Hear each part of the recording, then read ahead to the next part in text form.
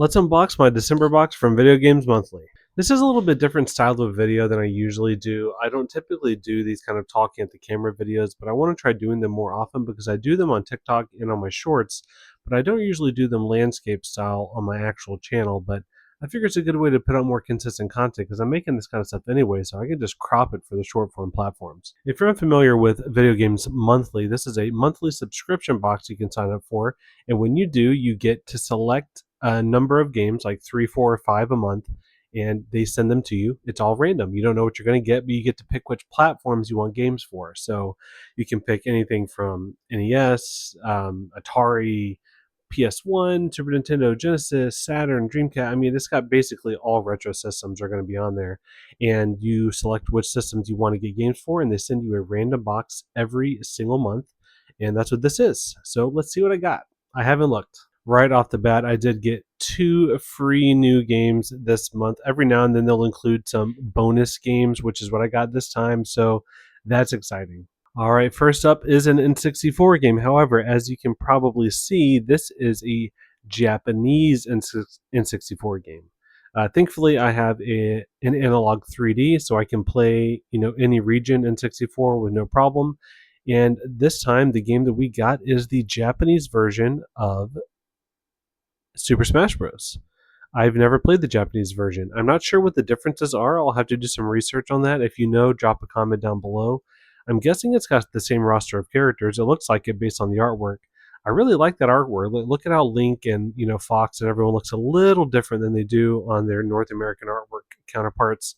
If you remember the artwork for the original N64 version of Smash Bros. On the cover, it does have this sort of cartoony version of some of these characters, so that's really cool to see that on the cartridge here too. Next up, we have a loose disc for the original Xbox. We've got the Namco Arcade disc.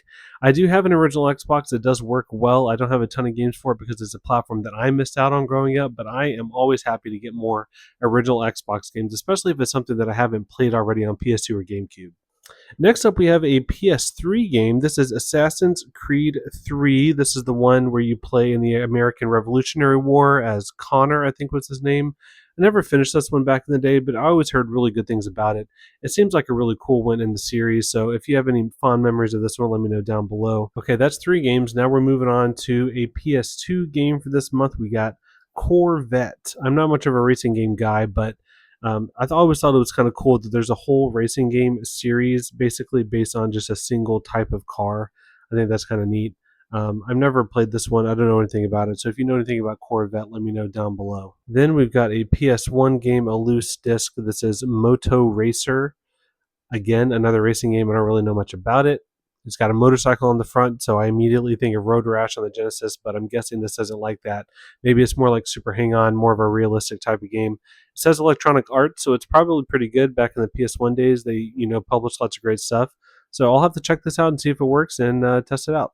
And finally, another original Xbox game. This is Rainbow Six 3 for the original Xbox. I don't remember if I have this one in my collection already or not. I have a couple of Rainbow Six games. I'll have to check and see because I can't remember off the top of my head. But this was a Red Storm Entertainment game, Ubisoft, back on original Xbox. You could play multiplayer. It had online. I remember when Rainbow Six 3 came out. It was a pretty big deal, but I never actually played it back in the day because I wasn't into these kind of shooters as much back then. Played a little SOCOM 2, but I didn't really play Rainbow Six very much growing up. And finally, we got a holiday-themed magnet for Video Games Monthly. I'll be putting this on the side of my PC tower right here so I can appreciate the Mega Man-inspired pixel art goodness right there at all times. Let me know what you thought of this. If you're going to be checking out Video Games Monthly yourself, maybe you do already subscribe, let me know down below. If you want to see footage of any of these games or see me test any of these games, let me know in a comment. I'll have to think of what other kind of videos I want to do on this page because I like doing a little game review videos where I actually go into more detail about games that I've been playing or have played or I've written about for different websites. But I'm trying to think of more things that I can do to more consistently put out content in between the more in-depth videos that require a bit more editing and work on my part. Something like this where I'm just talking to the camera about stuff in my collection, like stuff like that's easy to set up my phone on a tripod and talk for a little bit and just lightly edit it and post it. So that's kind of what I'm thinking about doing with this kind of stuff. So let me know if you want to see more of this on my actual YouTube channel.